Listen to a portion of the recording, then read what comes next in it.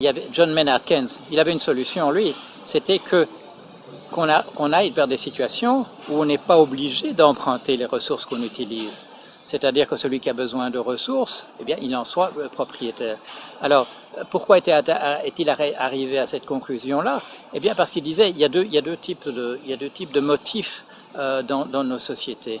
Il y a un motif pour les chefs de famille, pour les gens qui font partie d'un ménage, c'est de pouvoir manger, c'est de pouvoir avoir un abri, c'est de pouvoir se vêtir, c'est de pouvoir, dans de bonnes conditions, se retrouver le lendemain matin. Ça, disait-il, ce genre de besoin de la population, eh bien, on va pouvoir c'est faisable, En distribuant la richesse telle qu'elle est, maintenant, on peut déjà le faire. On peut satisfaire les besoins de la planète. Mais, disait-il, il y a un autre type de besoin, c'est pas vraiment un besoin, mais c'est un désir. C'est le désir de chacun de faire mieux que son voisin. Alors là, c'est un besoin ou un désir qu'il est difficile de satisfaire.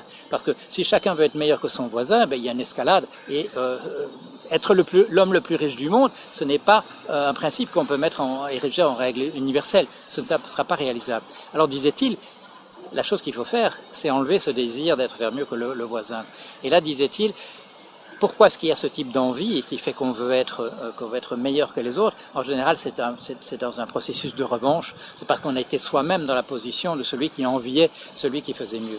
Alors, disait-il, on le sait, ce qu'on appelle les vieilles fortunes. Les vieilles fortunes, ce sont des gens qui n'ont pas des grosses bagnoles, qui n'essayent pas d'en mettre plein la vue, qui ne sont pas dans le tape à l'œil, etc. parce que ça fait trois générations qu'on a de l'argent et on n'a pas besoin d'en mettre plein la vue des voisins. Alors, disait-il, il n'y a qu'une solution, c'est que tout le monde soit une ancienne fortune, une vieille fortune. À ce moment-là, le problème est résolu.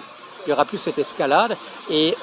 Mais qu'est-ce que ça demande? Ça demande un processus de redistribution qu'on continue pour arriver à une situation relativement égalitaire.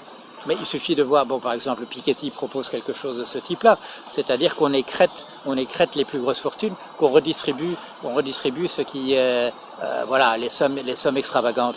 Mais vous avez vu tout de suite, il publie son livre. En France, il y a un chroniqueur connu qui dit marxisme de sous-préfecture, c'est-à-dire tout de suite, on lâche en disant c'est tout à fait inacceptable. On ne pourra pas, nous, de notre côté, lecteurs du Figaro, puisqu'il s'agit du Figaro, et de monsieur Nicolas Bavresse, nous, on ne pourra pas faire un pas en arrière là-dessus. On n'est pas prêt à lâcher ça.